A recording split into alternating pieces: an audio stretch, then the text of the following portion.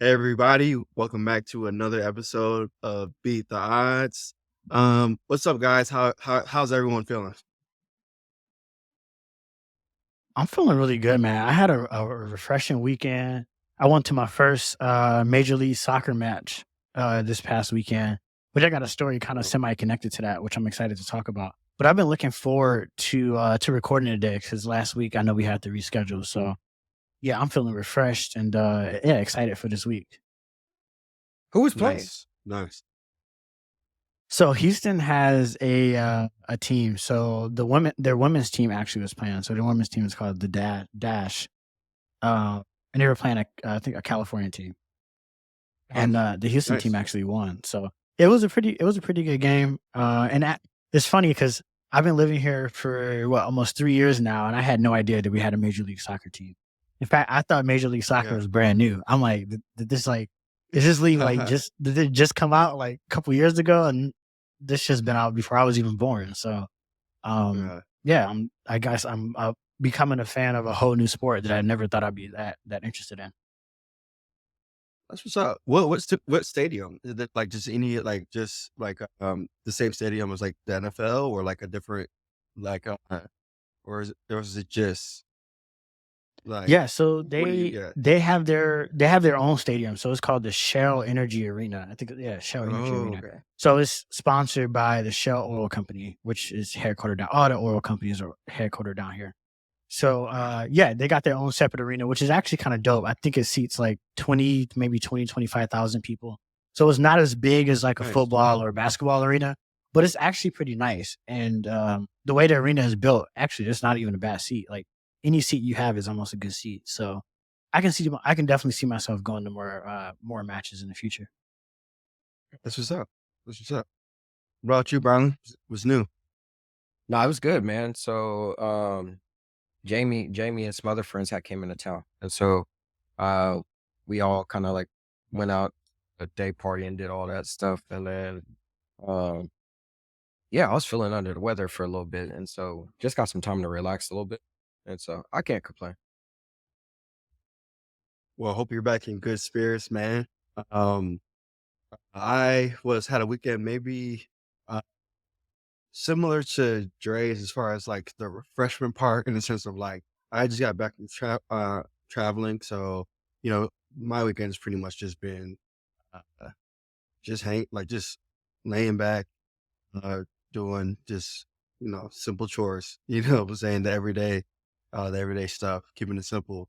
But yeah, so look, I do think that we should start off with this one topic. It's kind of like super scientific and nerdy. So like I don't want to lose anybody. I don't want to lose anybody. So at any point, please stop. If none of this makes sense. I'll do my best to keep this simple. But it's basically there were some researchers in another country. I forgot what country it was, but some scientists and they have claimed that they have discovered a new material to help um, semiconductors. And how do they help? Well, essentially, they're saying that they have this new material that can allow semiconductors to run at room temperature. And they have published papers. It's caused a lot of like conversations in the scientific community, people trying to replicate these papers. A lot of this is congregating on Twitter. I imagine it's probably also congregating on Reddit as well. But you may ask, like, so why is that important? So generally speaking, semiconductor just um, gathers energy or transfers energy from point A to point B or multiple points, etc. So for like one thing that is very important to realize about these is that in normal circumstances, most semiconductors need to be run at very low temperatures. So usually it's like, liquid nitrogen or other things of that nature so that they can run at low temperatures. So like a simple example would be um, of a semiconductor would be like for like in your laptop, you got like a mini one. So when if like if you have like a ton of tabs open, tons of applications open, the laptop starts getting hot really fast. It's doing a lot, and it's trying to cool down with the fans, etc. Now, if if these scientists have really discovered a material that can have semiconductors run at room temperature, that means that there's a lot less energy that's wasted on just cooling down, and also a lot less resources that we need for just the cooling down process. So I think one of the reasons why like MRIs and things like of that nature costs a lot is because of the materials needed to keep, that type of energy, from getting too hot, essentially. So Hold there's on, a hold lot on, of hold like on, question. hold on, Go Rodney. ahead. Because Go ahead. yeah. I just want to correct you here. You're saying semiconductors, you mean superconductors. Ooh, sorry about that. Superconductors, exactly. So that's exactly Yeah. that's why I had to do that scientific preface real quick because it can get real technical, real easy. Sorry guys. Superconductors. Um, and But yeah, so that's part of that's part of the one of the main things that people are looking forward to is that like, is this actually real? And to kind of also highlight maybe more some of the importance, you know, um, the last time someone discovered something large, as far as material wise in superconductors, they discovered like mercury was a good one, and they won a Nobel Prize. And for example, when you think about our electric grid, it's estimated that tens of billions of dollars are just spent on wasted energy, maybe 5 to 15% across the board. And so this material has potentially a lot of um, positive benefits across the board if it's true. But I just wanted to bring that out. It's a little, like I said, scientific kind of to get a little deep. But I thought it was interesting how scientists are kind of coming together almost like in the way that um, we saw with like COVID, and things of that nature. No, Imma keep it a stack with you. Like, I haven't dove into this, but this is one of those things that's on my list to dive into. Um, and, like, when I first had heard about superconductors, I know the one thing that came to me was they have the property to basically repel, like, certain, like, magnetic material.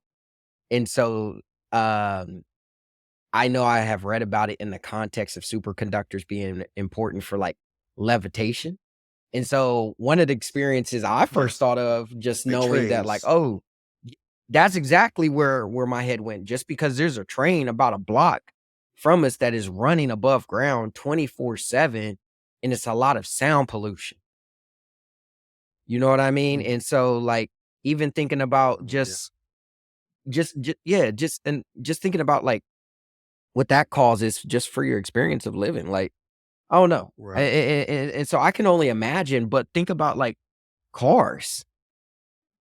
Like, what does that mean one day we may have, levitating cars? I feel like Yeah, that's a little yeah, far it's away possible. because you would have to change the roads, to be Yeah. honest. But You would have to change a lot of the infrastructure, but it's possible. It's yeah. possible.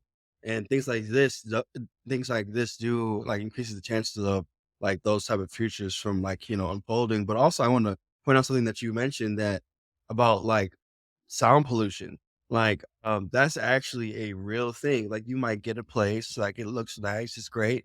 And then like, just at certain like just cars, like for example, where I live is near airports where there's always cars like constantly, Mm. like all throughout the day. And that's something I didn't even realize when we were first like looking for a place. So like that does affect your quality of living. Because, for example, I prefer to do different activities in different rooms primarily because of like sound. Mm.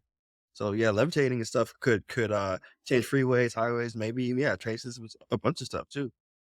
Nah, and what I would add to that too is, like, I had to look it up, 'cause, you hear about, like, sound pollution and you don't think it actually has, like, major, like, impacts on you, but researchers have found that living in an area with, long-term exposure to sound pollution actually leads to increased stress levels. It can lead to high blood pressure. It can lead to, obviously, sleep disruption. But one that I found interesting was like it actually folks that live in these kind of areas, it has shown that it actually contributes to increased heart disease. And Mm. so we don't think about what the exposure to like these just everyday minute things in our environments have on us. But yeah, to see that like that's going to become a reality one day. That's pretty dope. On the on the sound pollution tip, as you were talking, I was just reminded of a conversation I had with a family member who used to live in New York. And if you've ever like been to New York, probably similar to Chicago, but obviously much larger scale, it's incredibly noisy. It's always sirens. It's always like just something happened. Like the city is incredibly loud. And I had a family member who lived there, grew up there, and then they ended up moving to like Durham, North Carolina or South Carolina. I always get them too mixed up. But anyway, they moved to a much smaller town and they had a hard time sleeping for a really long time.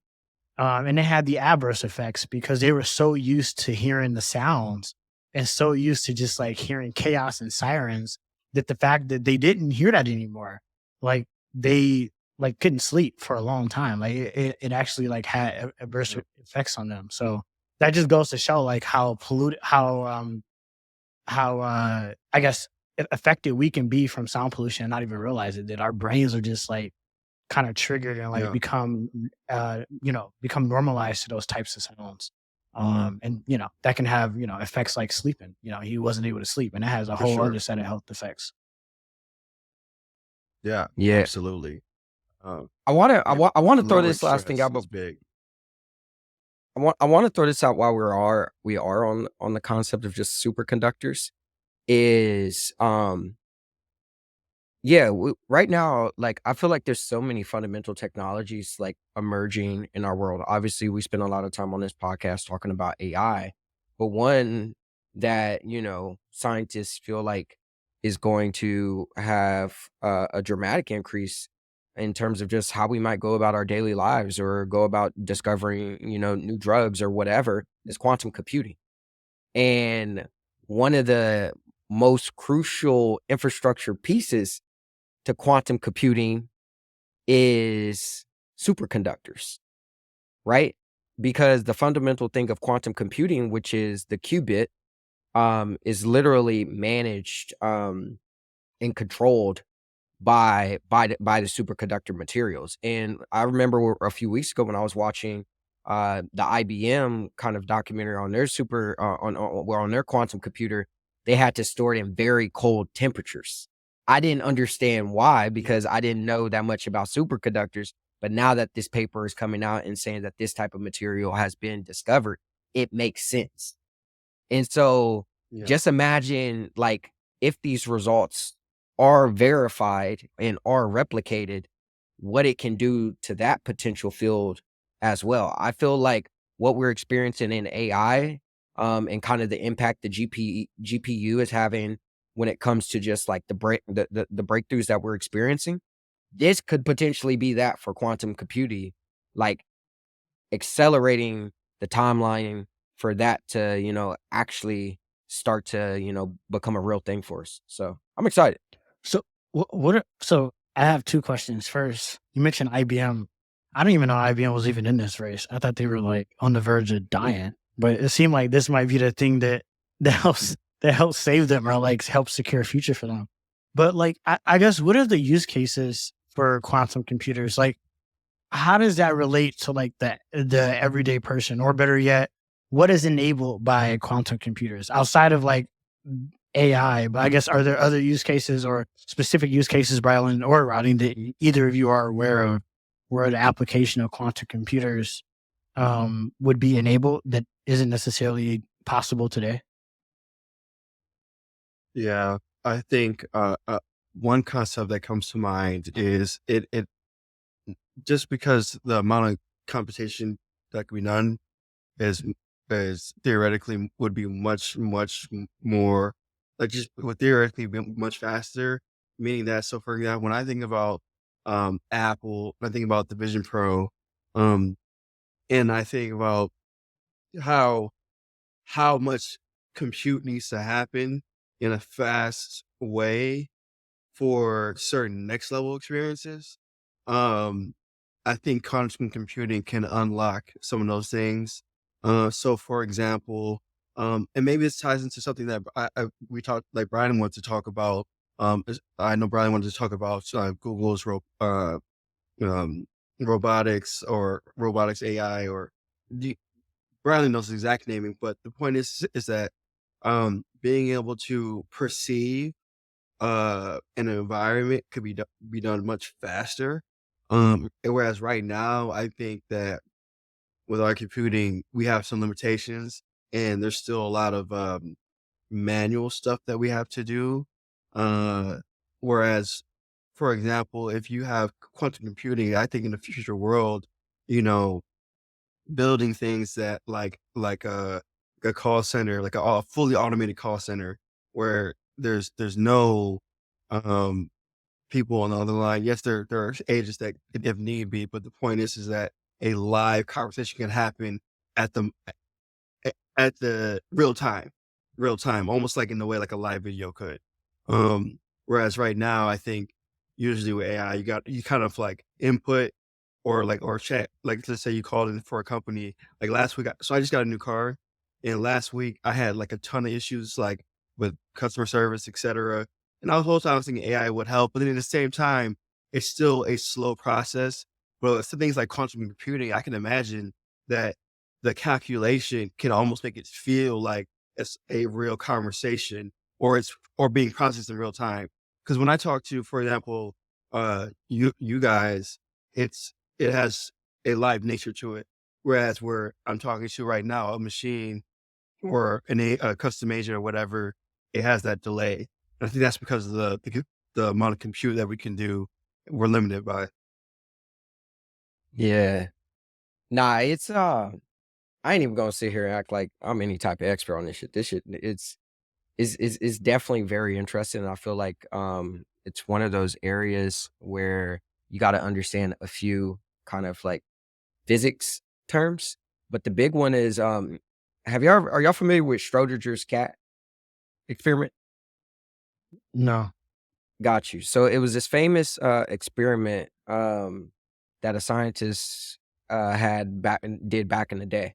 And basically what it proved was that every in terms of the quantum world, every atom every atom or every piece of matter existed in two states. So he was able to prove that a cat at the same time was dead or alive, and if it appeared dead or if it appeared live depended on how a person viewed it, which is which is very just intriguing. And so this is like the Mhm. primary so the concept is called superposition, which is like matter's ability to be able to be in multiple different positions at one time versus like say for example if you're doing traditional computing, it's if this or if then do this else do this type, you know what I mean, like both of those things can't be true. That's not how traditional computing has been set up. And so the big thing that like I just pulled this up to make sure that like I was sharing this bit of information with y'all. But what it says is yeah, what makes quantum computing different is it has the potential to explore a vast number of potential possibilities simultaneously. And so going back to it, like speeding things up, you can imagine like a quantum computer potentially, getting a swath of just real-time data about a city. And because it can explore and see all the potential possibilities that may exist in the world based off of all these variables, it can better predict crime, right? Or what if you apply that to weather or financial markets? You potentially could Hmm. better predict where the stock is going ahead or whatever. And so it like this small, minute just detail that they built this computer on just dramatically changes how problems would be approached when it Hmm. comes Yeah. to a computational like standpoint. But yeah, very I just fascinating. want to Yeah. say you you started that conversation by saying, "I'm no expert," but then you went on to give an expert breakdown using So, scientific language and talking about still humble. matter in different positions and shit that I couldn't even wrap my head around. Right. I So yeah, almost lost you me. know more than the average. So to the listeners, you definitely sound like you and Rodney both are definitely sound like the experts. For sure. Yeah. Hey, I'm telling you, almost lost me, man. I'm like, I'm hanging on by a thread, hanging on by a thread, trying to follow. Because Brylan took it to the infrastructure level, and yeah, But yeah, but no, which, you tied yeah, it together nicely, which I think leads into the next thing that Rodney you had already mentioned about Google and these robots or this model that Google came out for robots. Brylan, yeah, yeah, you want to expound on that because that seemed pretty interesting, and obviously Google has a little bit of an interesting history with robots. We just found out about. yeah, for yeah, sure. yeah.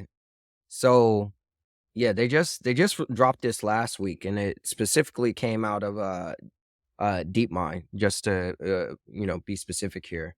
But they're calling the new model RT2, so it stands for Robotic Transformer 2. And they're actually pushing this one as a vision language model. Yeah, they're actually calling a VLA model, so vision language action. And so going back to what we were saying last time on the pod, that when it comes to AI, you really have to understand what they mean by the language. Um, I do think they did a good job of just kind of matching this to what the everyday person would kind of expect when you hear that. And so, just to quickly run down what this model specifically is, um, it it has the capability of being able to perceive the world. So obviously robots have always kind of been built with sensors, cameras, things of that nature.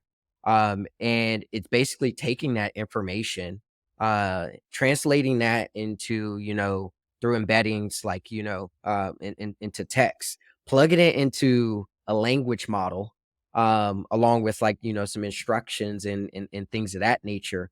And then based off of what that language model, think of the language model as Chat GPT or Bard or whatever, comes up with in terms of the plan, it then gives the robot an action. So let me make this tangible, right? Say, for example, you have a robot and you want the robot to be able to go to, you know, your dryer, take out the clothes and fold it, right? Traditionally, you needed computer scientists or these researchers to explicitly hard code do that, right? So that's why robotics has been very slow moving, like very expensive because it took a lot of time for them to go in there and kind of, iterate on that. What is happening now is the robot would be able to notice like, oh shoot, I'm in the bedroom, right? And because it has an idea of kind of, where it's placed in the space, it's able then to say, okay, based off of that, okay, if I'm in the bedroom, it knows where your dryer is, similar to like your Roomba. So this technology from spatial has kind of been around.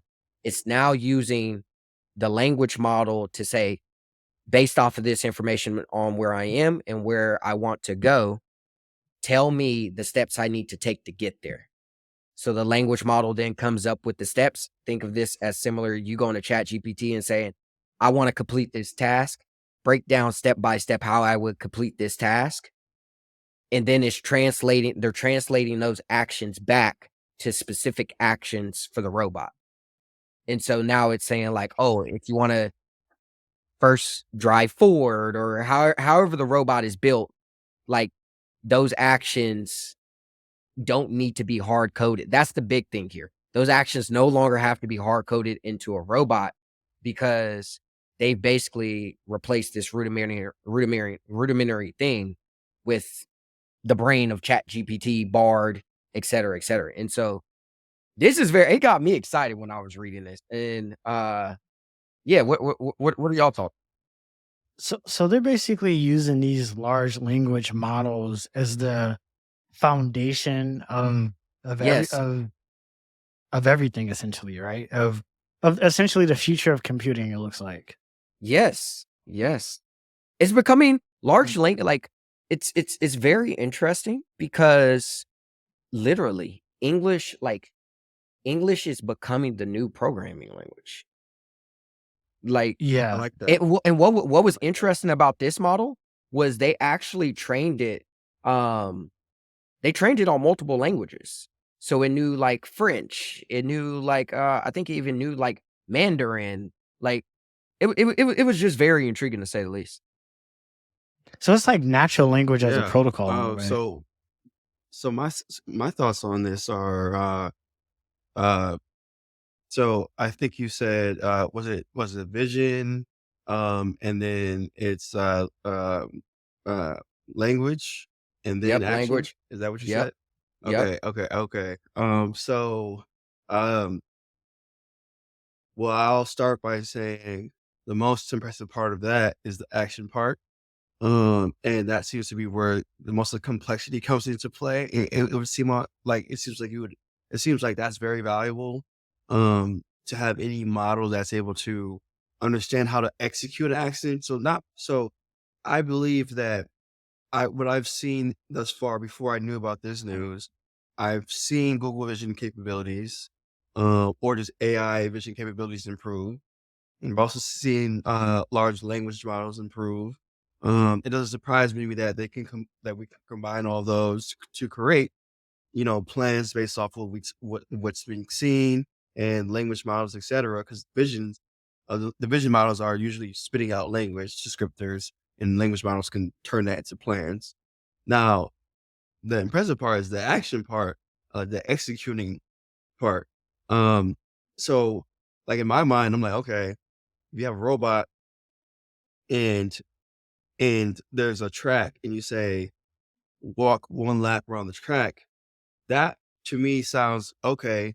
It just has to understand how the robot, like left, right, or however the robot gets around, whatever the move function is for the robot, it does that. But then when I started thinking about more complex tasks, that's how I wonder. That's where I start to get really interested to see where how that goes. It can be really exciting. One, it doesn't have to exist today, but I can see where things are headed in that way. So, for example, we were just talking about a world where, having like robots, in our households. Um, but also you could imagine people will have robot security guards, etc.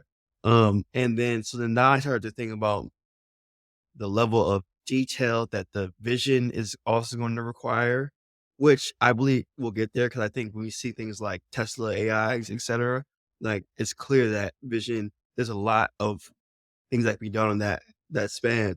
What I'm most interested in is like how how these robots like move, because I guess in my mind, I always thought about like a robot in a robotic way, like step by step, like kind of like frozen type of like when you think of a robot or describe somebody as a robot, like it's kind of like, oh, they're moving like TikTok, like in a way that's kind of predictable, but like fluid, like a fluid robot. That's something that like when I see stuff like this, I start to think like, are we getting closer to that future where it's like, for example, if there's a housekeeper robot in your house and and it knows to wash the dishes when it sees a certain level of dishes in the sink, like being able to like I get it, being able to see the problem, create the plan.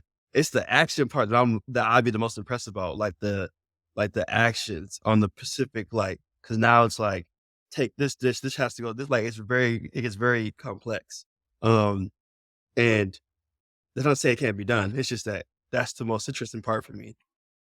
Nah, I think, Uh, you're not wrong by, like, emphasizing actions, and the reason why this is extremely important is because it's very similar to think about, like, how a child learns, right? Like, Yeah. it's learning through experience, right? And the interesting thing about these AIs is, unlike a child where Mm-mm. you can't just drop a load of experience into a child and hope they learn from it, you can do it with these models. It's called the data set. And so the interesting thing that they did here was, well, just based off their evaluation, was they saw a 90% success rate when it came to specifically tasks that were in the data set, they saw a 90% success rate when it came to completing that task. So if they've seen it, if they put it in the data set, it's a pretty good chance it knows how to complete it. Versus what I found more interesting was on tasks that it had not seen. So on tasks that were not in the data set. There's no way. There's So no way. the No previous way. think about this, Rodney. Give an example. Give No, an example, so please. and it was some basic examples. Like one was like doing the dishes type thing, right? But the success rate, what they found was it went from the previous kind of benchmark was 32% success rate. This one went to 62%. So just Right. by Are you talking about success? Are you talking about success in terms of like listing out the steps it needed to take to complete the action? no, not only perceiving it, not only listing out the steps, but completing, like acting on those steps, like the full process. So wait. So there's been robots. I There's wanna been see- robots. Wait. So there's been robots that's been able to actually wash dishes. Well, actually, no, perceive the dishes need to be washed and then wash the dishes. That's what you're saying? 62% of the time? Yes. All right, where's that link at? Let's share that link. I want to see that. You know, Yeah, that's crazy. Look. So let me tell you something. Yo, that's incredible. But I would also say something else too. When I think about founders, right? Let's just assume everything that's been said is 100% true, 100% accurate, right? If you're starting a business, or even not even a founder, if you're within a large enterprise company, and you're saying, how do we introduce robots to people? Then it would almost seem like now Brylan's just arguing it's a data set thing. So now I imagine something like whoever comes out with the robots would have, for example, 10 kitchens in a warehouse and robots just repeating the same things over and over again and just being trained over and over again for like how many hours do you need? You know, and also I guess maybe they can combine some of the stuff that like this user content, I guess, like that can influence but hold on. There are videos of people like, yeah. Rodney, How do you train that data set? Like, Rodney, you talking crazy right now, because think about that. Like when it in robotics, traditionally, when it's think about like autonomous vehicles. It's not like after they build an autonomous vehicle, their first thing is like, let me go put this on the road. They put these robots in these simulations. You know what I mean? And so think about like, of course, think right, about what that's going to do. You know what I mean? Well, yes. Well, okay. Well, at the same time, okay. So you got simulation data, you got video data, like you said, and video is taking off right now. Okay, simulation and video, and you're saying the combination may be. So you're saying it could. You're saying it could potentially be better than us at certain tasks. Is that what you're saying? On some tasks, probably if it's like if we're building a high quality data set, 100%, I think we'll be able to get there. I think it's going to be more. It's going to be better in us in terms of it can just do anything. How do we get the data sets though? Well, where do we like? I get the simulations part, right? But like the data sets, like for example, when I'm looking at this link that you shared, I see a robot. Who does Google own? Well, I think the data set comes from. I think YouTube? I think it needs to be deployed. I think it needs to be deployed though, because in the context of like, let's say self-driving cars, one could argue, and Elon has taken this position, that self-driving cars are the Tesla car is effectively a robot, right? It's using visual image processing. It has a supercomputer inside of it. It's processing information in real time. Like the way he thinks about it is it literally is a robot. And it's only from deploying millions of cars on the road and having all these robots essentially having all their perception sensors and depth sensors, all these sensors on and processing information. Can they improve it? It's only so much you can do in the chamber. And so, you can run the simulation. You can run the simulation all night and all day. You can look at YouTube videos. You can do all of that. But I think there's something about real application where you just got to like do it.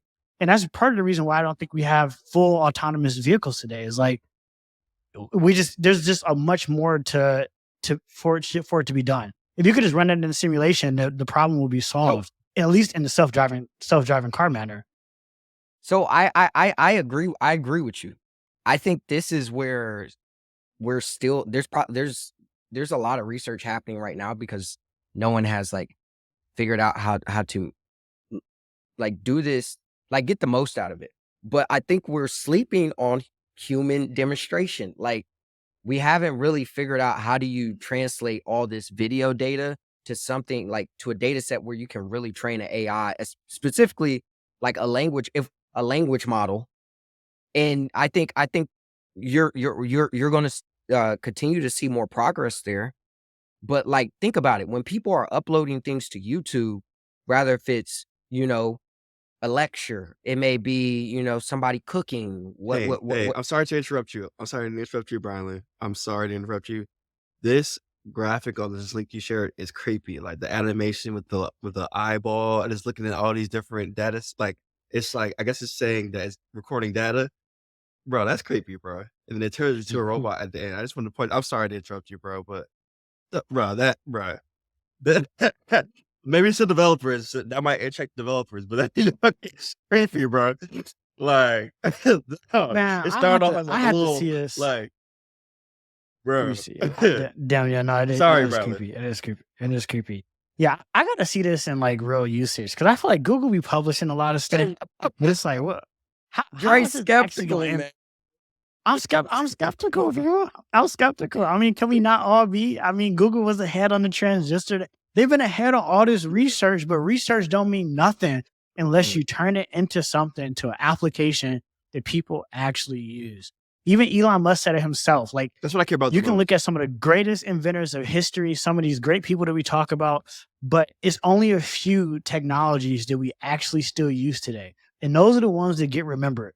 Nobody cares about the people that just got stuck in the lab doing the research. It's who took that shit and applied it to everyday life and actually moved humanity forward. And so all I'm hoping is that Google does it. That's all I'm hoping. And so Or I somebody don't takes their technology and does it. Maybe that's what it Yeah, is. exactly. Yeah. Maybe that's where we're at. Like the technology, they're opening it, and maybe like it's somebody else's job to take that, and I don't know how to use it, Yeah. but yeah, consumer in a consumer way. Nah, I'm gonna be honest. I think your skepticism is valid just because I had read something earlier that Google lost like 24 has been in total they've lost 24 billion on their other bets and kind of like research stuff. And so Mm, Hmm. the proof is in the pudding.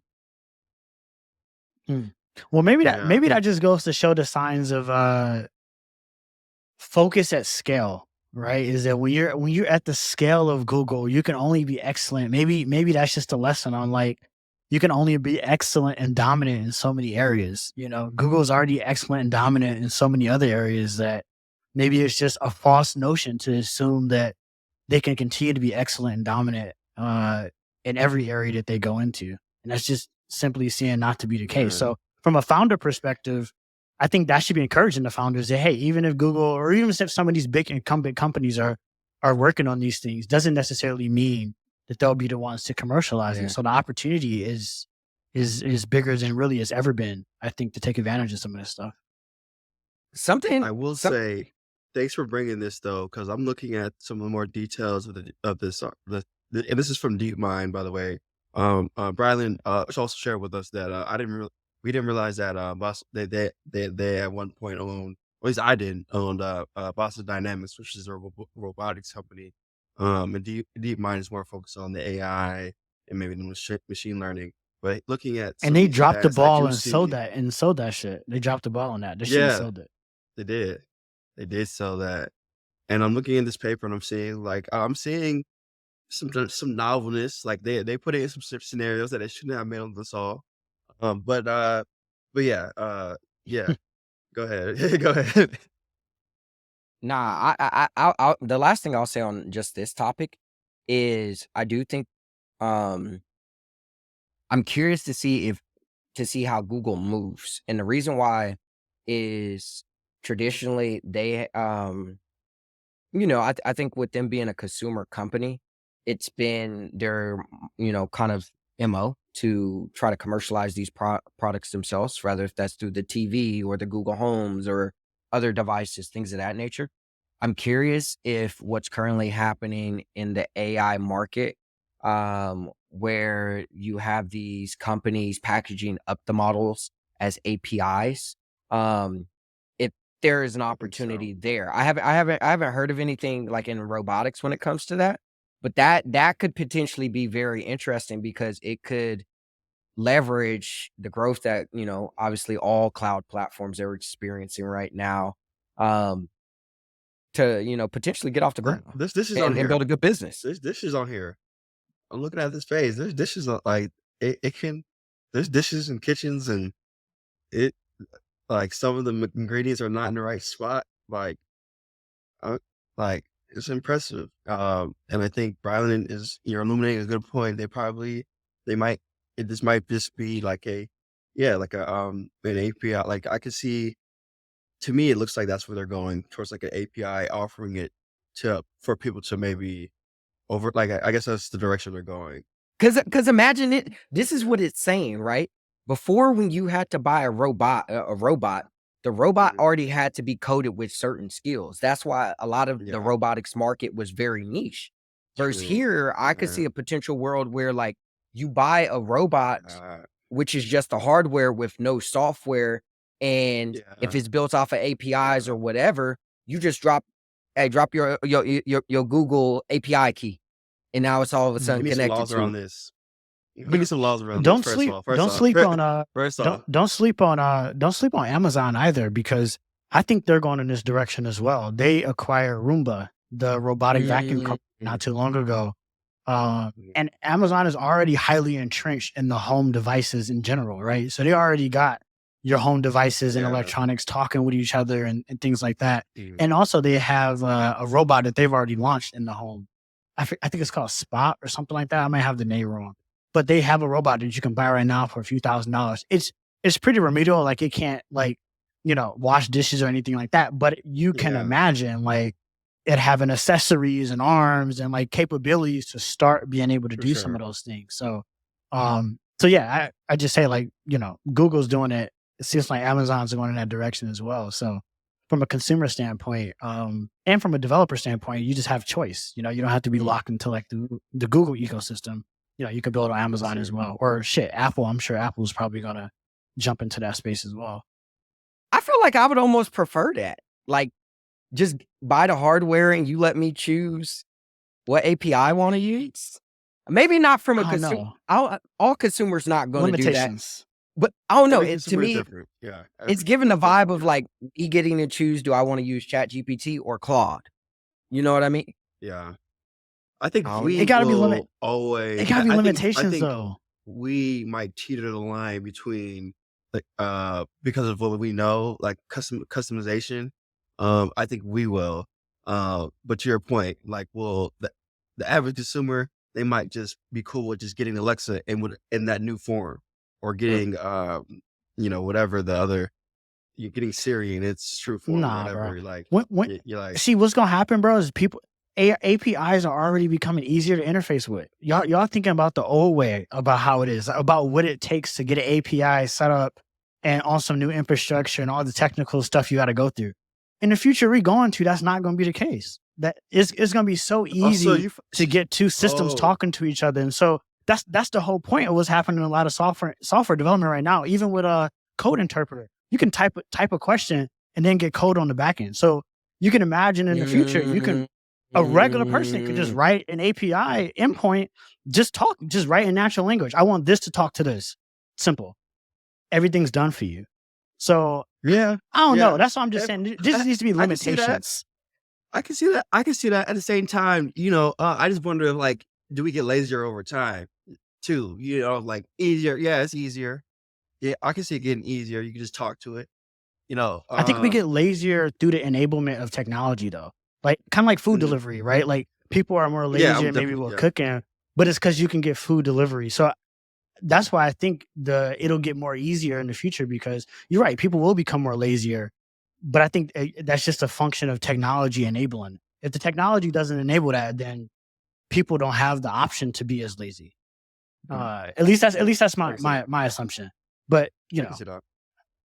Yeah, that hopefully I can that's see the that. world we go to. Shit, in the world where my mom or your mom, anybody, any one of our moms can just like write an API through natural language, bro. That we've hit a different level when we can get to that That's a crazy where world. they could do that. Because think about how many It, ideas it's are not far. right now. Think about how many ideas right now are not seeing the light of day because people aren't technical enough to just create them. I mean, so many, so Mm, many. I mean, it's. I'm not gonna lie mm, to you. I mean, I've been coding since like y'all said all the time. I've been coding since I was 13. I can tell you that there are a ton of things that are not being built because people can't even in their mind think about the technical aspect of it. Um, and they're just like, no, that's just not worth it. You know what I'm saying? Um, yeah, like I think both of y'all like are right in the sense of like there that will unlock a whole different that would like a lot of different things we haven't seen when you could just use what is standard, which is like, for example, in our cases in the United States, it's English. You just Let me use let straight English. Like I want I want that's different.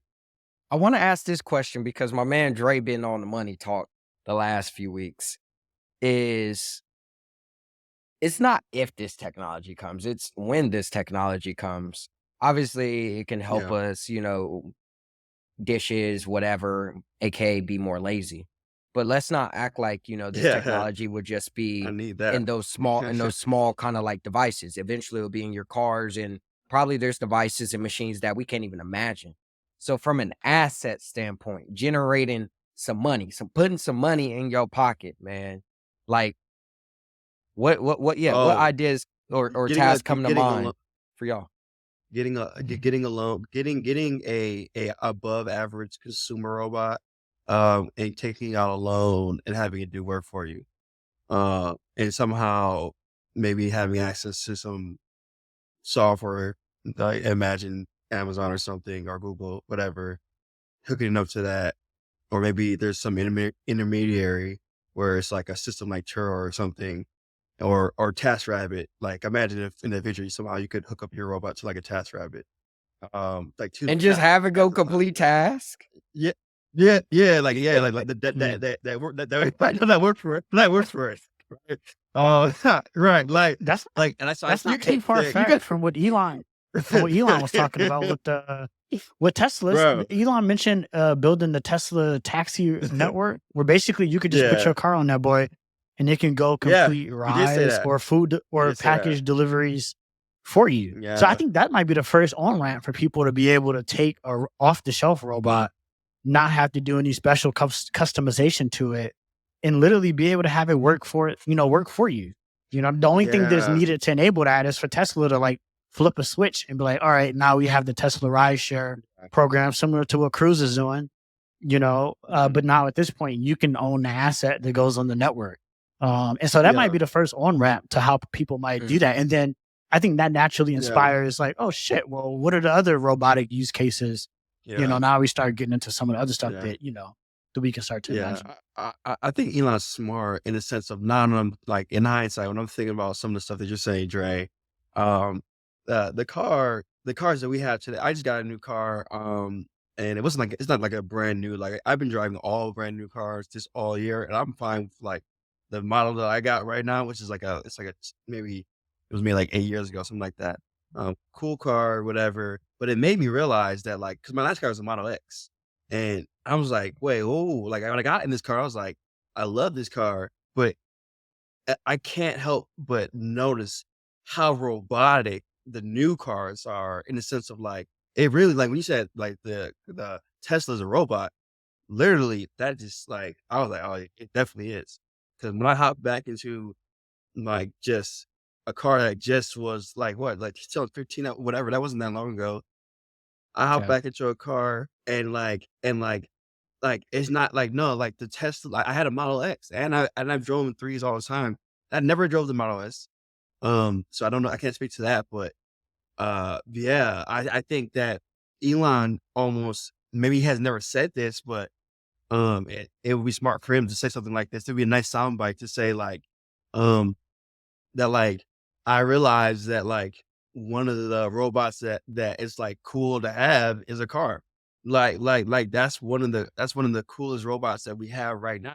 Like we operate it's normal to operate multi-thousand-pound machinery, like that's built into our society. You know what I'm saying? So when Dre Mhm. talks about the on ramp, I can see how people's buying steps, like the slow steps to getting, and then before you know it, you're looking up, and it's like a robot that look because I think people think robot, they think look like me, like looks like Yeah, me, yeah, yeah. like looks like a human, uh Mhm. but, like, it actually I think it when we look back, like, in the future, we'll look back in hindsight, but, oh, it started before it took form in, like, our form. You know what I'm saying? Um and also, uh, there's gonna be some weird forms of robots we'll see too, I imagine, in the future, like, like, Mhm. yeah, we'll see our form, but then, like, there'll be some other forms that I think will be, like are useful for some type of reason that will look kinda strange, I think. I'm not gonna lie, but that's different. Yeah. Brylan, you Not remember a couple months ago, you said you asked a question. You was like, "How is Tesla different than any other car maker?" Or like, no, you was like the something about like the legacy car makers catching up to Tesla. Or, Tesla ain't doing nothing different. Yeah. It was some crazy talk like that. This is how Tesla's different, bro. Ain't nobody else doing this, man. Nobody else is doing this. GM got their little Plugging cruise it, line. yeah. They doing a little bit of stuff, but like, bro, what Elon is doing, he is plotting a whole different path, bro. A whole They had different to do a path deal than with we've them. ever seen before. Yeah, they had to do a deal with him. Yeah, yeah, exactly. They need his They technology. all these and we from Michigan, like, we from the Motor City, bro. Like, so trust me, when I went back to Detroit, I had a Mustang, bro.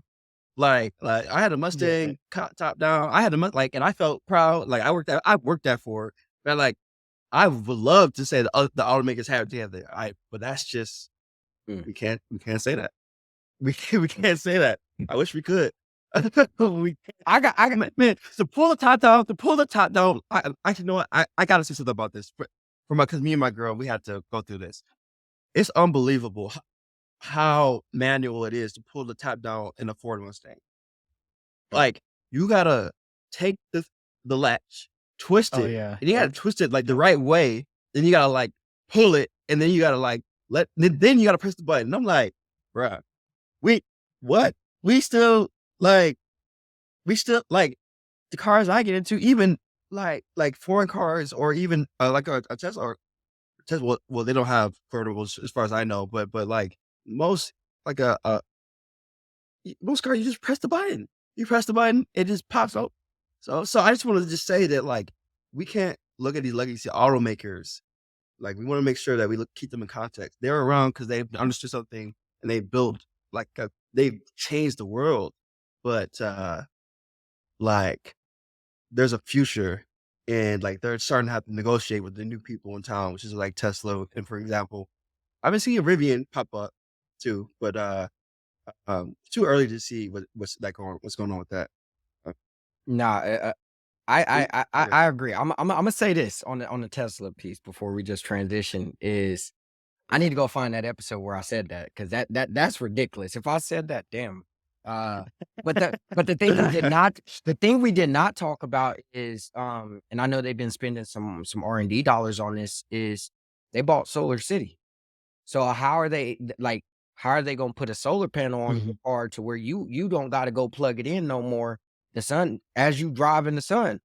That bitch is charging itself, like, and that think Yeah, about why that yeah. is so important when it comes to you saying your car is gonna go do some work on your behalf, but forget that rabbit hole. I know we were talking about other life forms.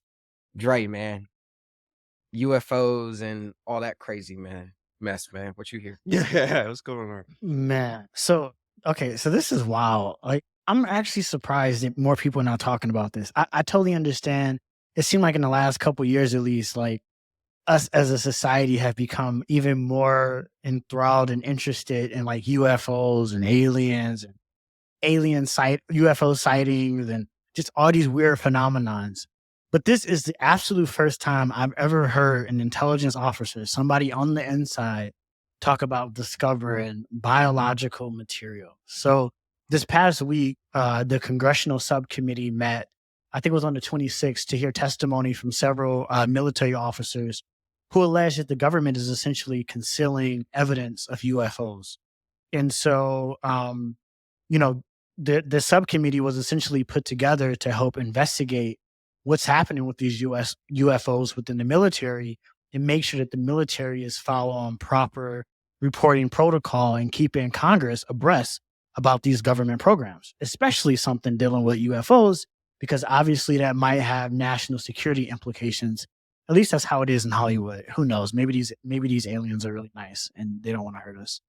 And Yeah. so, since it's been the last, I would say, 200 years or so, there has been a lot of different phenomena and sightings around UFOs. Like, it dates back that far, since the beginning of the 1800s. But up until recently, in 2017, there were these 3 Navy videos that end up leaking. You guys might have seen this, but it leaked on, and this is going to be important to the later part of what's happening with these committees now. But in 2017, there was this Navy video that leaked from the Pentagon that showed like this crazy tic tac size object like flying around in the sky while these Navy officers were on their like patrol. And it was flying in these like weird directions and accelerating and decelerating and ascending and descending at rates that didn't seem to line up with any technology that could be made by us. It seemed like it defied the laws of physics. And this is one of the first times that the public got a really good look at what these UFO objects look like. Like, again, we've seen pictures before, we've kind of seen some grainy video, but this is the first time where we have actual good military video that kind of shows like what these interactions are looking like for the Navy officers. And so then that ended up sparking in 2021, the Pentagon ended up forming a new group to coordinate efforts to basically detect, these different objects. That prompted the subcommittee to kind of get more involved. And so essentially Congress has been getting frustrated because there's been a lack of transparency, because the Pentagon has been, holding a lot of this information from these UFO sightings and from these actual crash sites where aliens have actually apparently crashed on Earth. And the military has, sent out a team to basically, grab the material that essentially crashed, apparently. And so these recent hearings involve really 3 people. So the first person, I'm going to just call David F., who was a fighter pilot from 2017, who recorded the videos of that TikTok-like object that was flying around Navy vessels. And so he came on Capitol Hill and he testified. Another guy is his name is Ryan Graves. He was a F-18 pilot for over 10 years. And he testified that they saw so many UFO sightings that it was like an everyday, it became a normal part of life. So he testified, just add a little bit more color to what the first guy said. But the last guy is when the real bombshell kind of took effect, because this guy was a former Air Force intelligence officer, retired at the rank of major. So he was really high up and had incredibly high security clearance. And so he was briefed on a lot of top secret information that would not have even been in the preview of Congress. And he testified that the Pentagon had essentially recovered a crash site, a few crash landings of aliens that had crashed on Earth, and they actually collected biological material of non-human organs,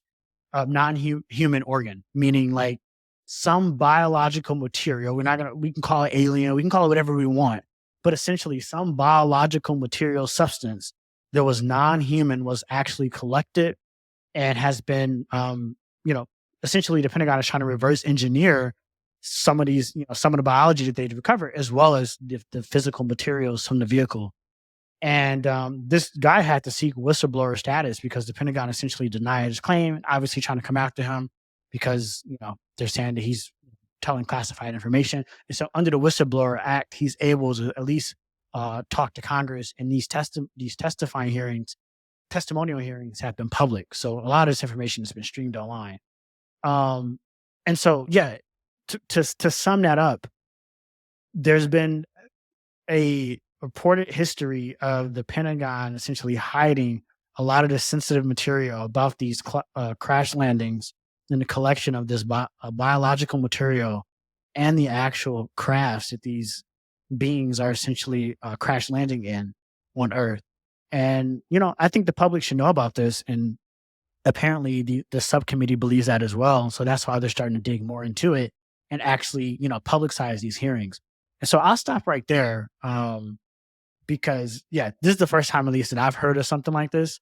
And I just felt like, why is the media not talking about this? Like we spent a lot of time talking about that submarine, those missing people in the submarine, and not to discredit those families. Obviously, that's horrible, but that consumed media. And here we are talking about biological material of non-human origin, and I don't even think it made the nightly news on ABC. So that just feels strange to me. I don't know. What do y'all think? So okay. Well, that's a lot. Um, there's a lot Dre that did his goes. There's a research. lot of yeah. There's a lot of implications. Um, potentially. First things first, I'll say that with this, I'm going to I'm going to keep an open mind, but at the same time, I'm very skeptical. At the same time, though, uh, the it's interesting that the Pentagon is basically saying like this is baseless, which obviously contrasts like these three people who had higher positions and are basically saying, hey, look, we want protections, whistleblowers, you want like you want to be able to say what you saw because you believe it's important to the public. So and I take that very seriously, because, when like our company, we enable people to have the ability to, whistleblow, et cetera. And in those cases, those people are usually more anonymous and they feel scared. Um, so what I'll say is like one, uh, I guess if it's at this point where it's at the hearing, I guess we got to see how it plays out. Going to the media aspect of it, there may be some level of definitely avoidance potentially. Like for example, like you said, like the submarine or just certain other topics will capture the cycle and it capture everyone's attention much more. And I think a part of that is because not only was it a social media conversation, but also they were also talking about it on all these legacy media. And what it does seem like maybe, and Dre, if I'm wrong, correct me, but it sounds like you're saying the legacy media is not talking about it as much because I have not been able to avoid this topic of aliens and UFOs across my social medias. Um, but as far as me seeing like anything like a CNN or like it's like just like a more or ABC or whatever, something more official, I have not seen much of that, which would be something to be interesting. Um, it would make me wonder why that would be. And in some cases, the reality is of legacy media is that sometimes it's simply just like, hey, look, uh, don't talk about that. Don't talk about that. Like Yeah. like they see what's being talked about. And sometimes it's as simple as, hey, look, whoever has influence, whoever has the pools or whoever has favors or whatever, hey, or in the government, and in this case, this is the government, the Pentagon, and the Pentagon saying, hey, look, we're like we're embarrassed by these claims. And Pentagon saying all of this, they may be telling news outlets, hey, don't speak about this. Don't let this propaganda, like this is propaganda. This is coming from the Pentagon. We consider this propaganda. Do not say anything about this. So that could be one of the reasons why we don't see it being talked about more on a more official standpoint. But I do see it being talked about a lot on social media. Um, to the point where I can't ignore it. It's like one of those like things that it's popping up everywhere, but not from a more legacy standpoint. So I can only speculate, but it seems like maybe a potential thing could be, the fact that the Pentagon has a lot of authority, and they're saying, they're basically saying, hey, no, no, this is not this is bullshit. So Do y'all yeah, think there's a world that can exist where, because I do believe this guy, right? And I think, yeah, I definitely think Why like do why do life you why form do you believe exists. it? Because I believe it'd be small minded to assume that we are the only life form that can possibly exist out there. and to assume that we have discovered the highest level of technology and science and engineering and capabilities that are just possible. And like, yeah, sure, maybe we are that civilization that is like hit that, but I find that line of thinking hard to believe. And so I can believe that. The other thing is that, like, I think because the traditional media is not talking about it, that makes me further believe that, to Rodney's point, there is some people at the top who are trying to kill a story. Because traditionally, media has typically leaned towards, at least in the social world, in the social era, I should say, has typically leaned towards what is being socially discussed, right? Social Yeah. subjects and what people want to socially talk about, because traditional media is dying, right? Like they're literally grabbing stories based on what's being talked about on social media. And so if this story is as pervasive and everywhere all over social, which it is on mine, as it is on Rodney's, and as it potentially is on yours, Brylan, and if traditional media is not talking about it, then I don't know. You at least got to be like, why is that? Right? Like what's really going Yeah. on there? Yeah. And I don't know. And to me, it's that to me that to me that could possibly be from like, oh, they don't want them spreading propaganda, sure, but I don't know. I feel like if when the military steps in and like, hey, don't talk about this, it's because they don't want the facts to get out. Like, I don't know. At least Yeah. that's what I think. Maybe it's not the case. I think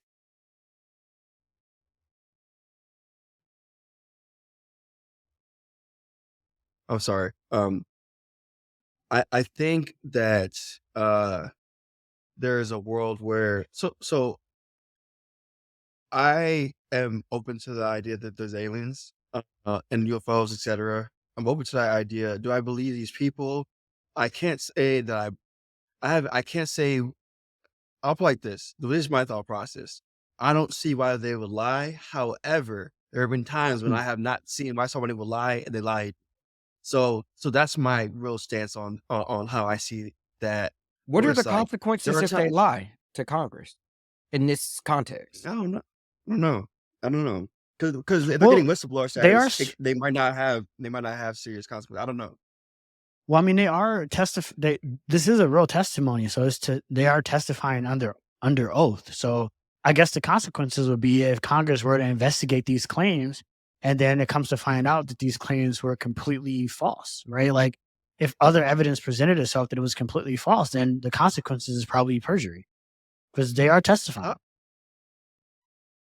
how would Congress be able to? Because wouldn't they just get rid of the evidence? Like how? Because I just think the government, if this were true, if this were true, let's say this was entirely true. I feel like they just get rid of the evidence. Like, just get rid of the evidence, wipe clean, like it's done, it's over with. It never happened. If you know, Hmm. you know. Like, and we gonna stay Yeah, I solid can on the see that. outside. Like I just can't like let's at least like I can't see how Congress would be able to figure out or whoever they would lead the investigations. I can't see how you would get into a government agency and get them to admit anything. I really I have low which is the reason why whistleblowers are important. Uh uh But so I don't know. I stay don't know on what to say. stay on that point though. I wouldn't consider these guys in the category of being a whistleblower because traditionally whistleblowers have come with evidence. They put documents in your hands. They put videos in front of you. Like that would have been different. Like I feel like the impact and the consequences probably would have been different if it was like, nah, actually here's the information we got. Like we were working with in the Pentagon, or here's a video of us actually pulling that material. Like seeing is believing. Yeah. Seeing is believing. I think the way the government is ran, it's very difficult for people to provide that type of information. Um, the way that they usually set up, like to my understanding, especially when I look at things of like the NSA has been accused of on multiple different occasions, whether it was with Edward Snowden or more recently this one woman. Um, like the way the governments are usually set up, they're set up in such a way where like it wouldn't be easy to get evidence. Like it wouldn't be easier to bring evidence to the table. You see what I'm saying? So like that's why like it would be difficult even in Edward Snowden's case. he had to really like when I watched the movie, he was so creative about how he got that information out of the NSA, and to the point where it just took a lot of strategic thinking. He, he claims he's almost got caught.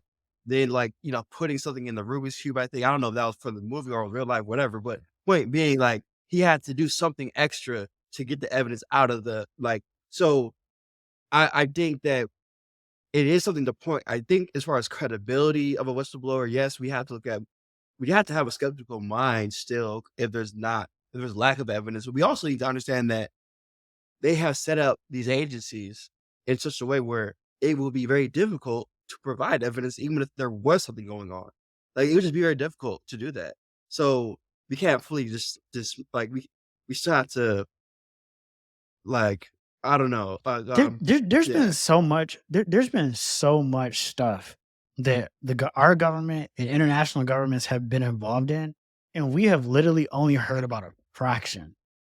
that's Like, true. That's because for sure. to Rodney's point, like the government is designed to keep a lot of this information classified.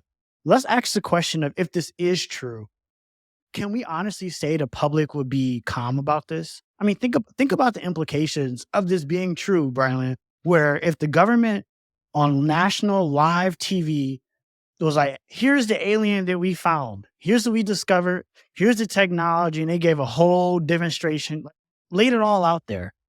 Do we really believe like average Yeah. people would be able to consume that and not panic? Like, not whatever panic means, whether it's going out and buying shit because that has implications, whether it's looting, whatever it may be, to stock up, arm themselves, whatever it may be. Yeah. Do we honestly think the American people, just American people alone, would be able to handle Yeah. that? I honestly can't say that we can. We can barely Brylan, stand go in line and first.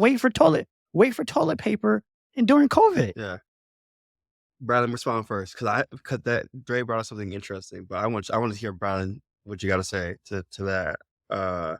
Just curious your thoughts because I think that's it. interesting. Yeah. So I think it. I don't think you would see panic, but I think you would see people take it with a different level of seriousness, and their actions would reflect that. Not necessarily similar to what we saw in COVID. And the reason why I'm saying that is these things don't happen as frequent for that to be true. Like I was just reading the report from the Pentagon, and since 2021, there's only been 366 reports of UFO sightings. And so that's not a lot. That's not a lot. And I think the other thing too is, this is just my perspective. Yes, it's a possibility. I think as humans, because it's so hard for us to see someone else potentially being above us as a species. We place our assumptions on these potential other beings. And I think one of the assumptions that needs to be challenged is, why do we assume that a UFO could even fit on Earth? How do we know that, similar to, think about us and other insects, or us in relation to That'd be, that could that'd be potentially terrible. be That'd be a terrible. reality. That's worse. That's worse. Like, That means we're just in the that would be worse, because in that case we just get wiped out. We just get wiped out. We don't even get a chance to that's worse. If we could have been on Earth, that's worse. Because then it's But we're Brylan, so but Brylan, insignificant that we just get blown but through. that's not the question. That's not the question. The question is, if you Yeah. got all the information, if you got all the information to prove that this is real, you don't think people will panic? You think people will be calm and just be like, okay, that's just a part of life, and we're just gonna accept that? That's what you No. think at least the American people response would be? Is that what you're saying? Yeah, I don't think we would panic, because I think similar, I feel like people would be split between the Independence Day type of aliens, but then you would have I feel like you would have a good amount of people who would be hoping to meet ET. They would want to, potentially this they new dog. And so I feel like it's what narrative are you buying into? Yeah, okay. So one thing I want to say. That's fair. Let me pose a question. Um, uh, let me pose a question. So when you look at how the Pentagon is currently responding, which is like, this is straight bullshit. This is disrespectful and insulting to us that this is even being brought to our brought to us. Um, when I think about Dre's point of like the panic thing, I actually do think that like people would have like some level of panic, some type of irrational behavior. I believe would happen. I don't know if it would be violent. I don't know if it would be whatever, but I do believe there'll be some irrationality. Just because, for example, I mean, when Threads came out, I saw people acting crazy, and it was just like a social media app. So I can only imagine like if there was concrete evidence of aliens and UFOs, like there would be some irrational behavior that we would see. But What if the alien jumped regarding off looking like you though? real quick, no, real quick, that'd be crazy. That'd be scary. That'd be scary. But real quick though, regarding like the response to the Pentagon, the response, like whether the information is true or false, the response to the Pentagon seemingly would be the same from my perspective.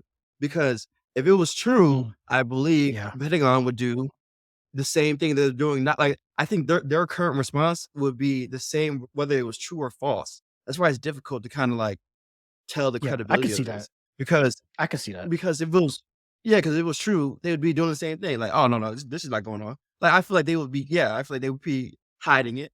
Um, you know what I'm saying? But I don't think they would if they discovered that stuff, I don't think they would willingly come out and say, no, I don't believe. I Well, don't that's believe why I that. said. Well, Yeah, that's why I said if they did, right, like, because we all agree, like, yeah, n- 9 times yeah, out of 10 they will never come out and never admit to it for real, right? yeah, But I'm just saying, in the yeah. most edge case scenario, if they did come forward If they and lay it did, all out to the people, I cannot see a world where they people would would panic. not panic. People are They predictably would. They irrational, would. and if people are panicking over toilet paper for some shit that you can't see, like COVID. You can't see that shit. People panicking over that. I can't see a world where we see some non-human life form being that has been here and people just chilling. Depends on how it looks though. It depends on how it looks though. I ain't gonna I lie. don't It care depends how on it how it looks, looks bro. though. No, No, no, no, bro. no, Bro, I promise you. No. And it don't matter, bro. if it no. If it came but baby like chipmunk came from space, that's an alien, bro. But I would not be tripping, bro. I promise y'all, I'd be tweaking, I would be straight, bro. Like I would be like, oh Bro. dang, like that's crazy. Hey, But I I hope wouldn't that's the case. but if it I hope but that's the if it was case. like Brylan said, if it was a full form like us, I'm going crazy. I'm losing. No, I'm going crazy. I ain't gonna I can't cap. handle that. I feel like I would be able to accept like an ugly Independence Day like alien, but similar to what Rodney said, if Yeah. that thing hop out looking like us, I'm and what's wild is, bro, I had this experience when I was in Atlanta. Actually, Dre, this is when me and Lena had met up with you and your wife out in Atlanta. You remember when we went to brunch? We were Ubering Yeah. back, bro. We were Ubering back to the crib, and the Uber driver, I don't know, we had a few mimosas, so I thought I was tripping for a bit. And homeboy was talking about the ATL alien. He was like, "Do you know why they call us ATL aliens?" I was like, "Nah, why?" Bro, the dude did like I swear he almost got me to believe that he was an alien, bro. Like,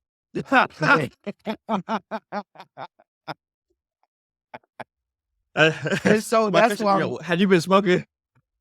Were y'all smoking?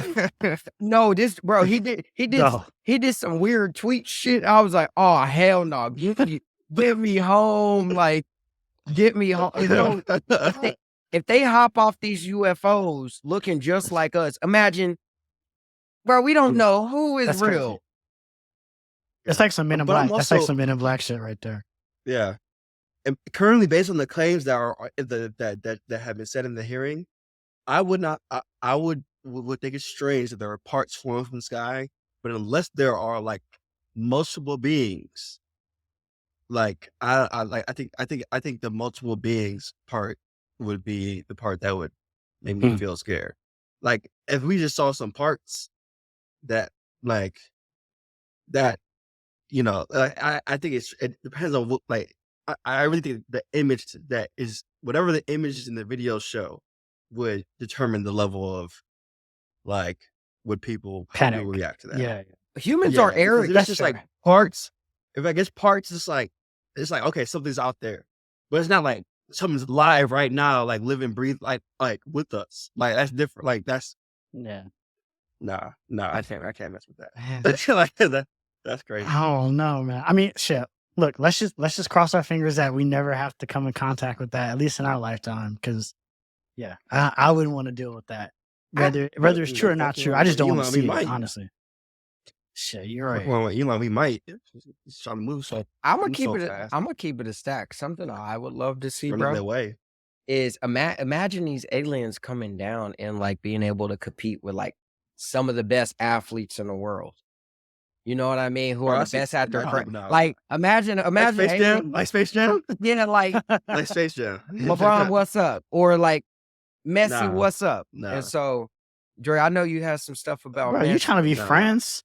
Why not? Yeah, you nah. trying to be. We can't risk Let's that. jump We into can't the risk that. Messi We can't thing. risk that, bro. Yeah, you trying to be friends? We can't. First of all, no. First of all, Why how'd you not? get to like them playing in the league, bro? There's so many reasons why we can't do that. Like first of all, there's so many things we gotta get our understanding on before we get to like, can you play sports? I'm Like, gonna keep it. No, there's see, so many things.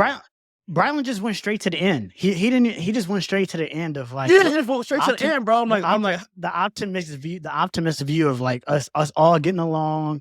And that's you know what? dope. That would be Elon. That's Elon's vision, which is we are all That'd be dope. interplanetarium, intergalactic species that can all That's fine. commingle together.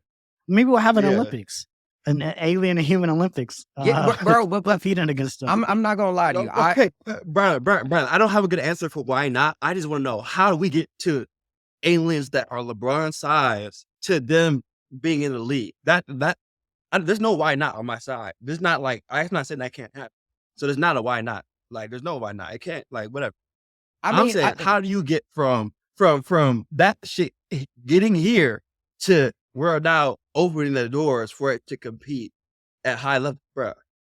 I mean, Bro, so, bro. so just think about this, right? Like, if aliens are out there, like, just think about this in terms of like things being measured in space. They're typically measured by light years. So how far has this light had to travel for us to be able to experience it here on Earth or whatever, right?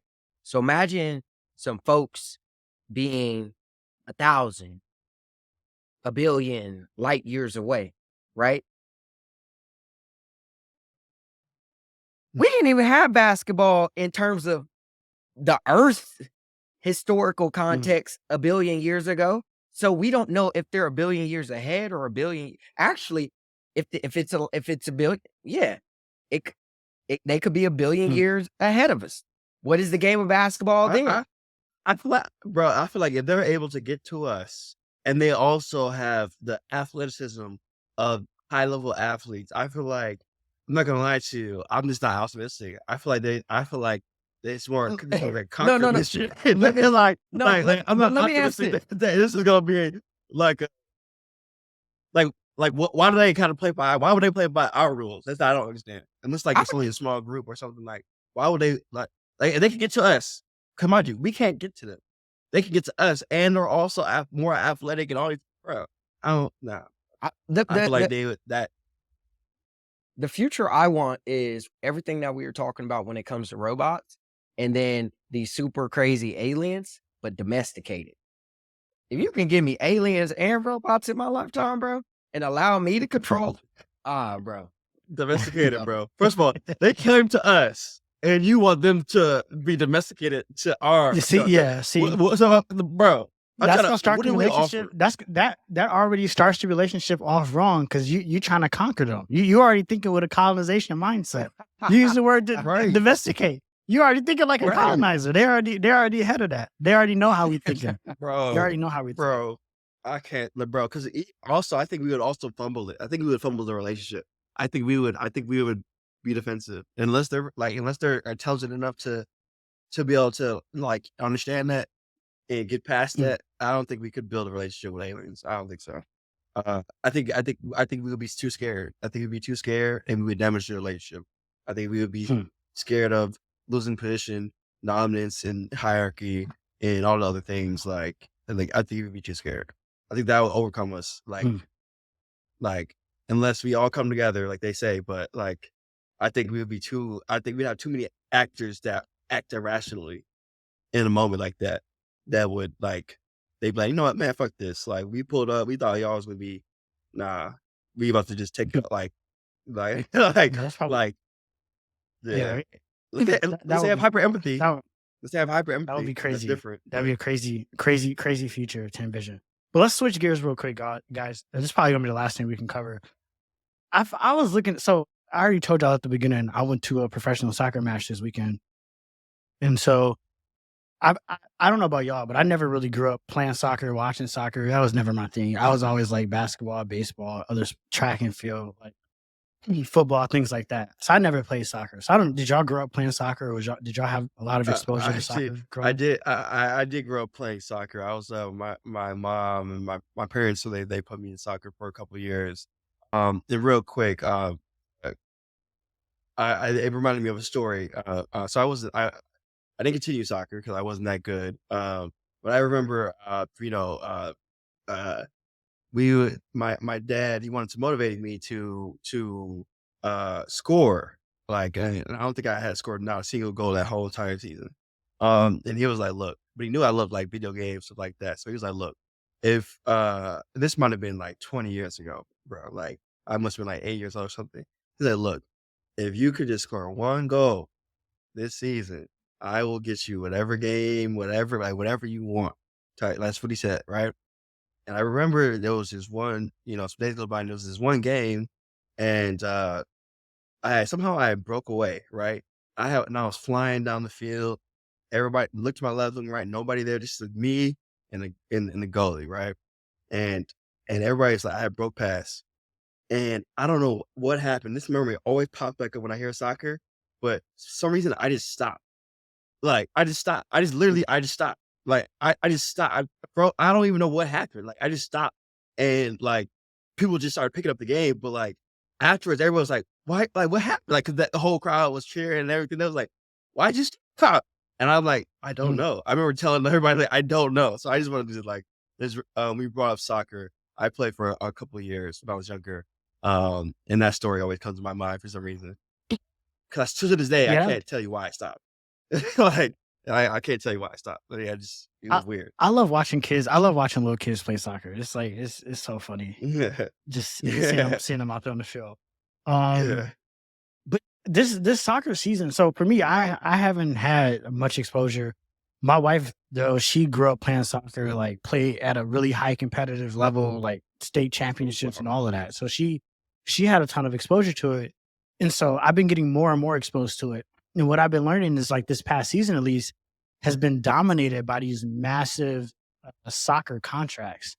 I didn't realize how well paid soccer athletes can be, specifically internationally. So the latest headline that even got me like diving down this rabbit hole is this European soccer player that was offered, I think it was like $700 million for a 1 year contract with Saudi Arabia's soccer league. And like even like every athlete was just like, even athletes in the NBA, NFL, Major League Baseball, boxing, everybody was like, damn, like they paying that much money for like soccer. Like shit, sign me up for like whatever league, Mhm. whatever other Saudi league is getting ready to come up. And so I just found it incredibly interesting to like, soccer players can make a lot of money. So I started diving more into it and looking into Major League Soccer in the US and how it's been growing over the past few years, and how this one particular soccer player has a contract that's expected to be valued at 1.6 billion. This is a $1.6 billion contract, and right now he's only committed to playing for 2 years. So I was like, how the hell did that even come about? So right now, I didn't even know the Major League Soccer was actually started in 1993. I thought Major League Soccer was like relatively new. So this was out before before I was even born. But it was started in 1993 in the US. And right now they have 29 teams. So still relatively small, 26 teams in the US, 3 of those teams in Canada. And Major League Soccer, just to compare it against other sports, is still relatively small in the US.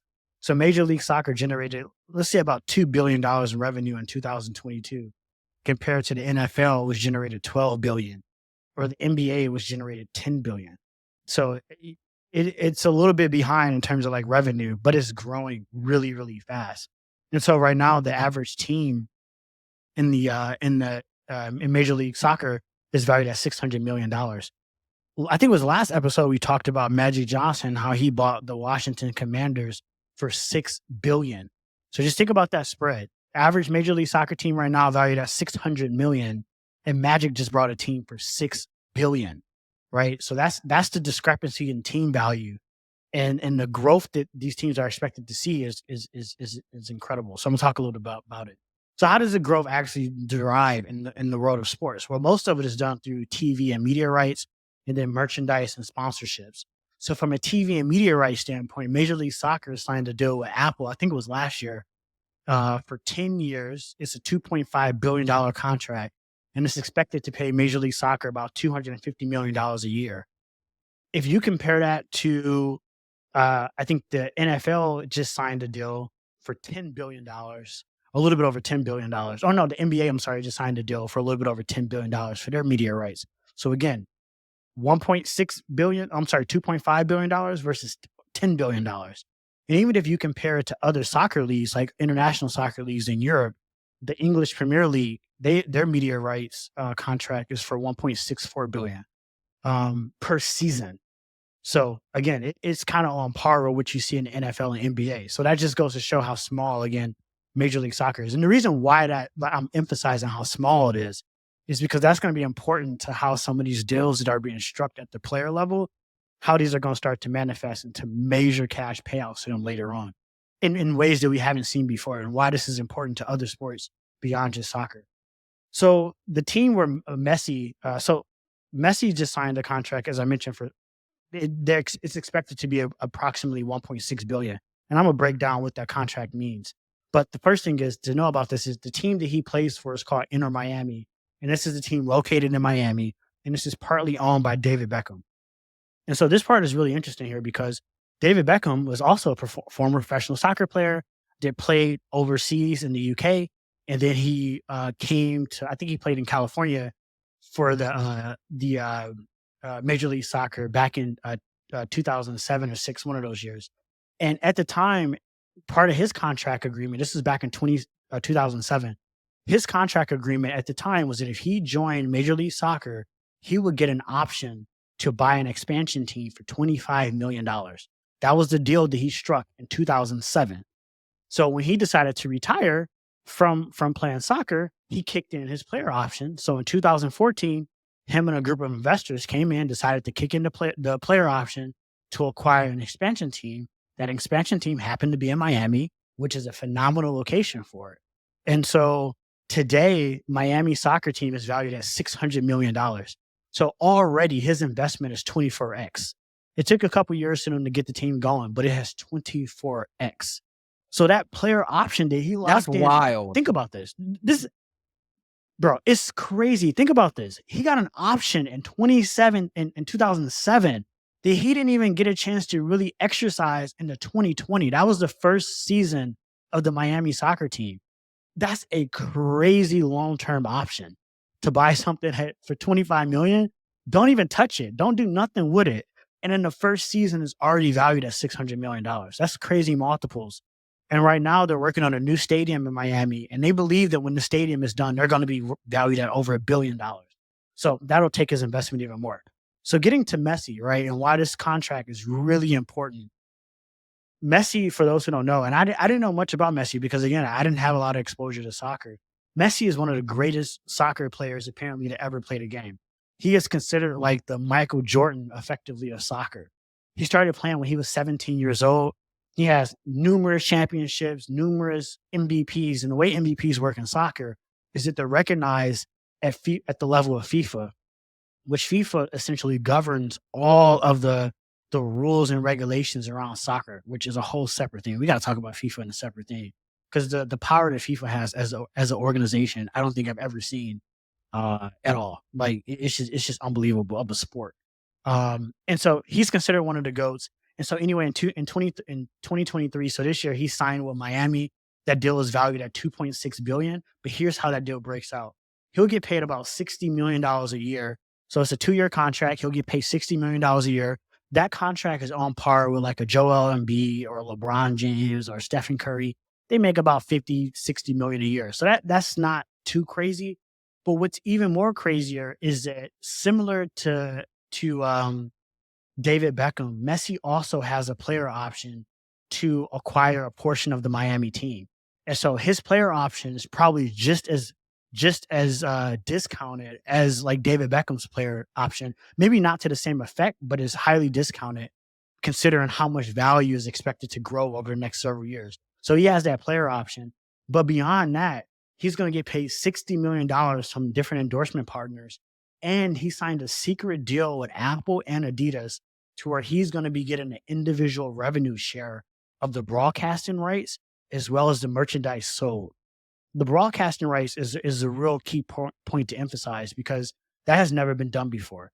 That means that any user that subscribes to Apple's MLS Plus subscription, Messi is essentially getting a portion of that revenue that's generated from there.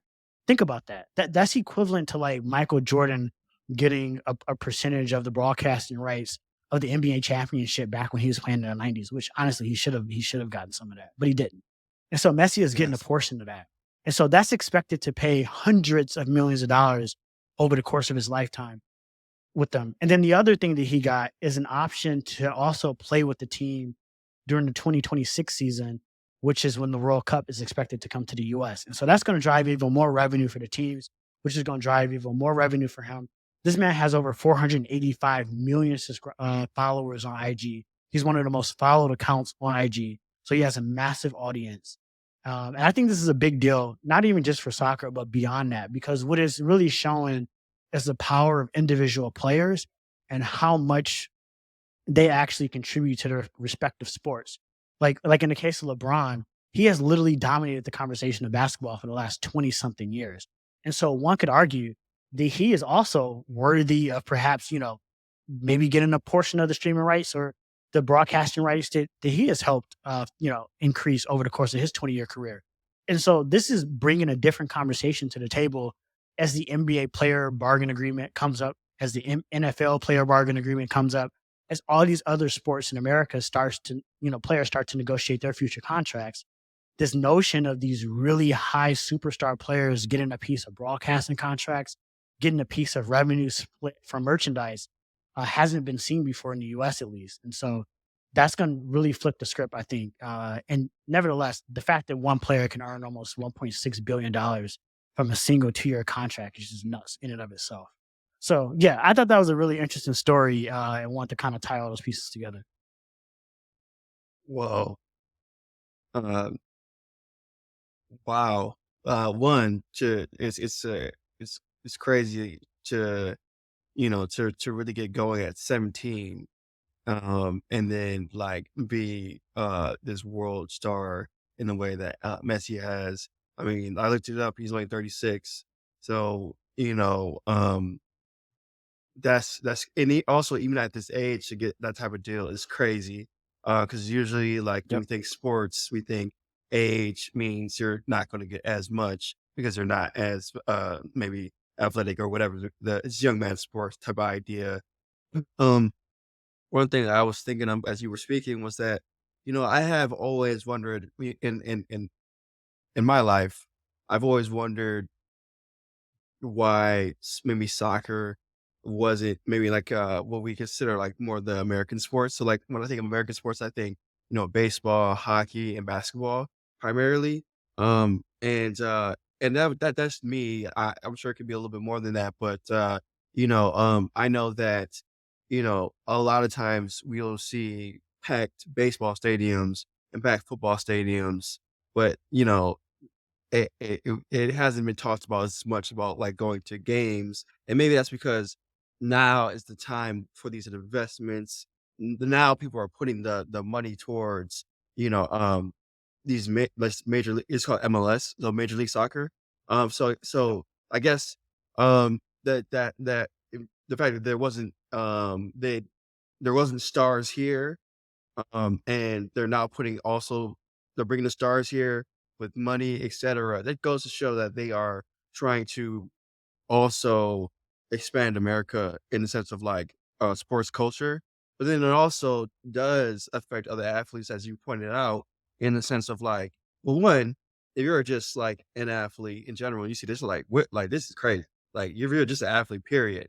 I don't care what level you're at. You see a deal like this, you're gonna be thinking about your deal, but also this idea like uh before I even got a chance to ask you about it, you made the parallel between MJ and the NBA and some of the things that like the value that he brought to the league, and also just like kind of in hindsight, how to be honest, he really he really deserves a lot more in a lot of ways. Uh, because it's almost like it's there are players like in every sport, there are players that supersede the sport and then bring the sport to bring attention to the sport in a much different way. And I think that's what people are saying. I think that's what this Messi deal represents. It was just the superstar who has also been in the World Cup and is coming to America. Uh, and of course, he has financial incentives to do it, but also this idea of, like, the deals having like, basically having, you know, there's more technical terms, but essentially having equity, um, and also, for example, like, the buyer's option for a team later is similar to, like, the idea of, like, for example, when you give a employee stock options, obviously, it's not one to one, but the idea of you're an early employee at this company, and, you're here early, we're paying you, but we're also gonna give you the option to later buy some, ownership later. For athletes, that definitely seems to be something that is new. There's a lot of changes coming in sports clearly because across the board, I mean, that's the professional level. And then we saw it at the collegiate level with NIH and stuff like that. Um, it does seem to be like this unlocking of basically, you know, um, uh, of ability to create a living and also have potential ownership, especially if you are like a superstar. And so I'm happy for him. And I think I'm also happy that that kind of maybe might create a paradigm shift where people like LeBron, before they exit the NBA, Maybe they can maybe their agents can have different conversations so they can point to more concrete examples of different types of deals, that are being done. For example, in this case, like this soccer deal, and in this case, like I didn't know Apple put that money into MLS or like the media. I don't know exactly how you phrased it, but I didn't know Apple had a stake. Um, and whenever Apple does something like that, there's a plan, and there's a lot more money in the tuck for that. And there's also They other essentially players too, bought Adidas. they essentially bought the streaming rights to MLS games. So just like Fox owns like, they had the NFL Oh games, my or god. I think I might know TNT what they might be has doing. basketball. If you want to watch an MLS They're game, you ahead have of to be their subscribed time. to Apple's They might subscription. they might they might convert a good segment of Android users. I'm not gonna lie. One thing that I do notice, Apple is a very like how do I put it? Like it's a certain class of product. It's kind of like a cool product. People like to have the iPhone. People like to have the iMessage, etc. The all that. But like, there's a large segment of people who don't, because maybe like customization. But then I've seen this other segment that like when I a lot of people who are international have Android phones. Like most people that I've met that have come from outside of the country, um, or like they have an Android phone for whatever reason. That this is not the case across the board, but I could like having exclusive rights is a very big deal. It may not seem like a big deal to everybody right now, but if they are taking a bet and pouring all this money into it, that could also be a strategy to get people not only either one sign onto their network or two like switch devices, and depending on how they set up the experience. Um, so that could be that's But interesting think too. about how they subsidize it. Um, I Yeah. I don't think you're far off, like Yeah, Rodney. it's gonna be interesting. I don't, Brylan, what are your thoughts? I saw you're getting ready to say something. Nah, I mean, I don't have much on like the soccer stuff because I mean, I feel like you hit on all the details. Is But Brylan there? yeah, can you hear me? yeah. Yeah. No, I was just saying, nah, that everything just learning about that league, I mean, it makes sense why Apple would jump on that, bro. Like, and I think even what Apple does, like when you buy a new iPhone or something, aren't they giving like Apple TV away? Or something Wait, for is free Brylan for a frozen for year? you? No, I can hear him. So Mm. Uh, yeah, yeah. Okay. Well, man. Well, we gotta watch these big players. Like we gotta watch these big players. Very interesting. Like Apple, what I mean by that is like, well, athletes and also big business players too. It sounds like there are a lot of opportunities opening up uh across the board. And and I can see soccer. I do believe soccer should be bigger in America. Just because it's internationally just very it's I mean, it's almost like these people are like superstars. When you like soccer players, like these people are like, Yeah, baseball players they're times big. another level. Yeah, like They're so, big. like it only makes sense for there to be a bigger market for that out here in America. So It's yeah, expected I can to see that. it's expected that the US population by 2050 is going to be 60% more Hispanics in America. Like the Hispanic population is going to Wow, grow even more. In wow, Latin America, I mean wow, soccer is the most popular sports in wow. Latin Yeah, America. It's the most popular sport in the yeah, world, but specifically in Latin America, it is yeah, dominant. And so if the US population starts to shift and starts to look different, that's going to obviously change a bit of the sports culture. And hmm, so I think Apple and David Beckham, Messi, some of these people that are making these investments are very early in a market that is just so small relative to the rest of the world. Soccer is just so small yeah, here, and yet the US is a yes, massive entertainment, especially live sports market. We yes, support yeah, so many different live sports that are billion-dollar markets. And so yeah, I think it's still young and a lot of people gonna make a lot of yeah. money. So it's gonna be interesting. Sports is crazy. I mean, the Mm. sports across the board, from esports to regular sports, like collegiate sports, like it's getting crazy. Like Yeah. it's getting crazy. But yeah, All right, y'all. crazy, crazy. Yeah, anything else or we good? no, that was a good one. Think we're good, guys. Yeah, we touched on a lot. This is a good episode. This is a good But episode. absolutely. All right, well, let's wrap it up. I'll see y'all on the next one. Yeah. Okay.